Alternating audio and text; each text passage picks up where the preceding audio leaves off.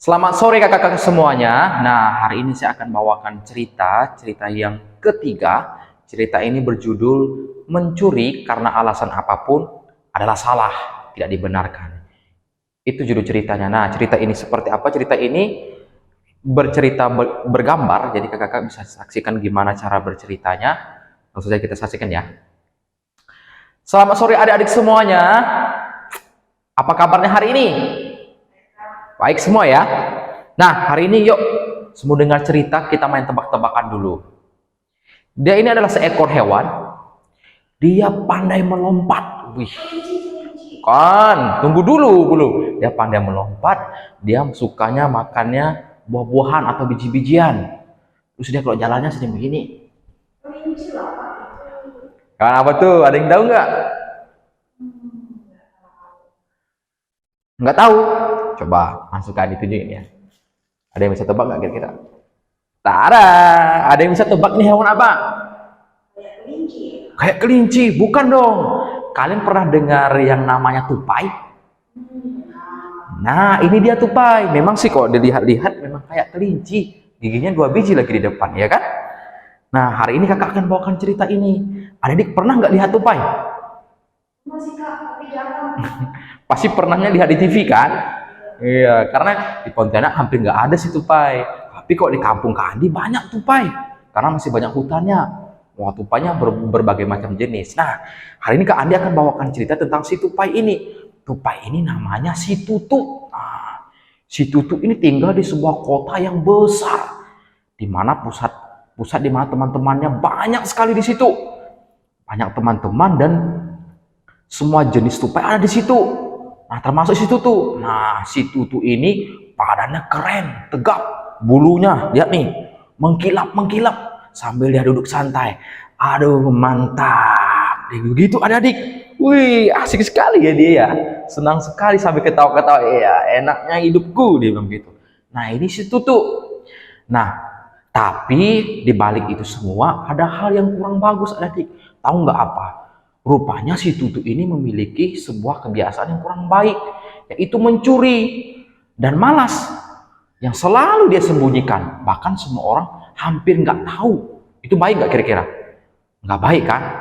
Nah, pada suatu ketika ada teman-temannya yang terus mengajak dia untuk mengumpulkan sebuah makanan, banyak makanan untuk persediaan di musim dingin atau di musim salju. Pada saat itu harus mengumpulkan biji kenari.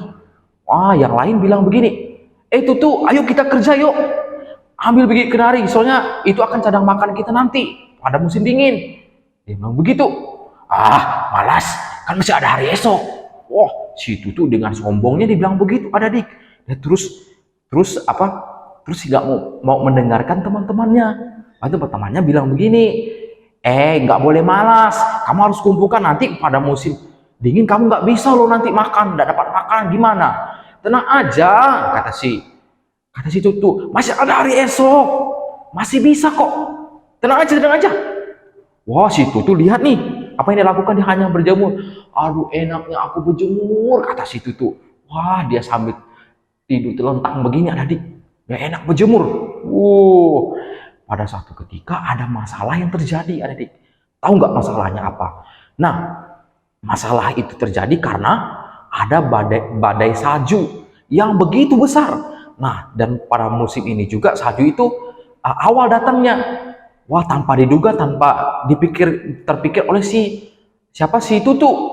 Wah, akhirnya si Tutu karena wah, kata si Tutu, gimana ini? Pada salju udah banyak, udah menutupi biji-biji kenari.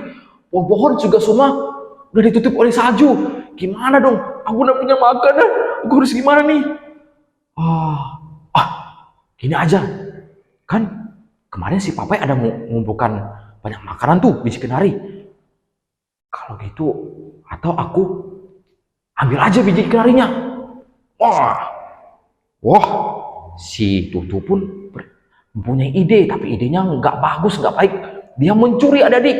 Dia mau mencuri biji kenari punyanya si Papai. Wah, dia ngambil biji kenari itu, terus dia diam-diam, Ada nggak ya si papa yang melihat ya? Dia bilang begitu.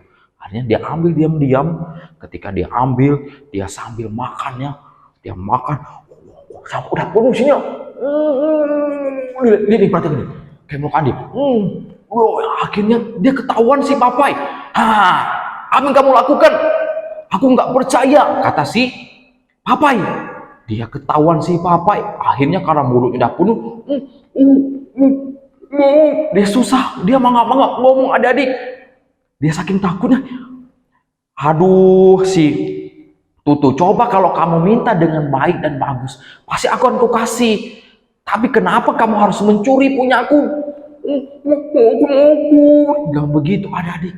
Wah, akhirnya si Tutu merasa bersalah sekali adik-adik, dan si papa juga merasa kesal. Kenapa dia melakukan hal itu? Padahal kalau dia minta bagus-bagus, baik-baik, pasti dia akan kasih.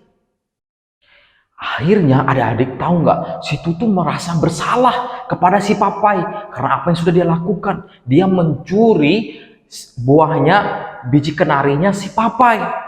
Nah, terus dia merasa lapar sekali adik-adik waktu itu. Dia merasa lapar lagi. Dan dia sampai menangis. Aduh, aku mau makan.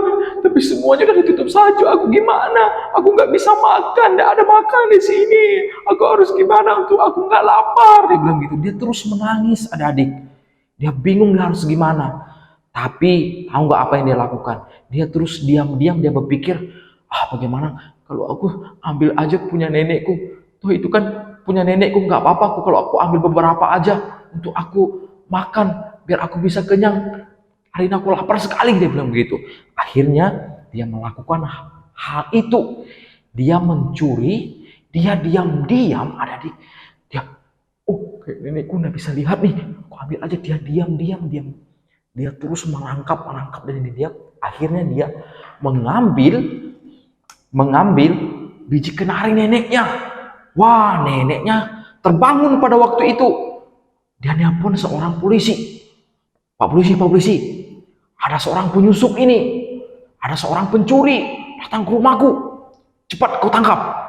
Wah, tapi neneknya nggak menyadari sebenarnya yang masuk mencuri biji kenari itu adalah si Tutu, cucunya sendiri. Wah, akhirnya si Tutu pun si Tutu pikir dia berhasil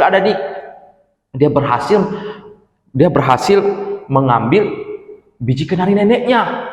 Tapi tiba-tiba dari belakang ada polisi. Angkat tanganmu, katanya. Wah, dia angkat tangan sama adik-adik begini. Kamu mau nggak mana? Dasar kamu pencuri, katanya. Angkat tanganmu, kamu akan kami penjara, kami bawa ke kantor polisi. Wah, pada saat itu semua orang melihat dia bahwa dia adalah seorang pencuri dan akhirnya dia dibawa ke kantor polisi dan ia dipenjara. Wah, sadis ya adik-adik ya. Dia dibawa ke penjara dan akhirnya di penjara. Dan mulai saat itu, ketika dia sudah di penjara, semua orang sulit untuk mempercayai dia adik-adik. Bahkan orang lain pun enggan untuk percaya sama dia lagi. Karena apa yang sudah dia lakukan. Lihat ini dia di penjara selama 1 tahun dia di penjara karena mencuri adik-adik. Terus ketika dia keluar dari penjara tersebut, semua orang membicarakan dia. Mungkin orang lain tadi membicarakan dia bahwa dia seorang pencuri. Wah, dasar dia pencuri. Jangan berteman, jangan bersahabat lagi sama dia. Dia bilang begitu. Dan ketika hal itu, adik-adik, dia pun memutuskan untuk pergi. Nah, tahu nggak? Dia pergi nggak tahu nih arah dia mau kemana. Intinya, aku mau pergi aja. Toh orang di sini pun nggak membutuhkan aku lagi. Dia bilang begitu. Dia terus sambil nggak ada tujuan dia harus pergi kemana. Dia harus pergi mana, arah mana dia pun dia tidak mengerti. Akhirnya gak lama kemudian dia lapar, dia terjatuh sakit adik-adik karena nggak ada makanan yang mau dia makan. Lihat ini, dia begitu lemas, dia menyesali, dia mengingat hal-hal yang sudah dia lakukan kemarin. Dia setelah mencuri punya biji kenari punyanya si papai, dia mencuri biji kenari punya neneknya, dia menyesali itu semua. Dia bilang dalam hatinya, coba kemarin aku nggak melakukan itu, pasti aku nggak bernasib sampai hari ini. Dia bilang begitu, dia terus menyesalinya. Tapi dari balik itu semua, ada teman yang begitu mengasihi dia. Tahu nggak siapa? Rupanya diam-diam si Papai mendatangi dia. Betapa Papai ini memaafkan dia. Akhirnya si Tutu meminta maaf dan minta belas kasihan dari si Papai. Papai begitu mengasihi dia dan Papai bilang begini, oke nggak apa-apa, aku maafin kamu, tapi aku mohon kamu jangan ulangi hal itu lagi karena hal itu nggak baik. Kalau kamu pengen sesuatu, mintalah, minta dengan baik-baik. Kata si Papai dan Papai peringatkan sama si Tutu yang lagi terbaring lemah. Akhirnya si Papai pun memberikan makanan biji kenari itu kepada si Tutu. Nah, adik-adik ceritanya sampai di situ. Cerita ini sebenarnya mengajarkan kepada kita adik-adik bahwa mencuri karena alasan apapun, meskipun kita merasa lapar, meskipun kita merasa kita tidak ada pilihan lain selain mencuri, tapi itu bukan alasan yang benar, itu salah adik-adik. Karena dalam bentuk apapun, besar kecil pun, sedikit banyak pun, namanya mencuri itu salah dan dosa. Iya kan, nggak boleh. Itu termasuk hukuman dosa. Masih ingat kan apa itu hukuman dosa? Iya benar, maut. Gak boleh adik-adik. Nah, kalau misalnya adik-adik butuh sesuatu, mintalah dengan bagus-bagus, mintalah dengan baik. Maka kalau orang itu mau memberikan kepada kalian, maka orang itu akan berikan sama kalian. Ingat, Tuhan itu melihat loh, semua yang kita lakukan. Dia melihat semua yang kita lakukan. Meskipun kita tersembunyi di sebuah kamar yang tersembunyi, tapi Tuhan melihat apapun yang kita lakukan, apa yang kita perbuat. Nah, jadi mulai hari ini yang memiliki kebiasaan yang kurang baik, yang tadi suka malas-malasan, suka mencuri, mulai hari ini bilang sama Tuhan, Tuhan ajarin aku gak mau lagi mencuri, gak mau lagi pemalas. Dan tapi mau mengandalkan Tuhan. Ingat, Tuhan selalu memiliki masa depan yang indah untuk kita.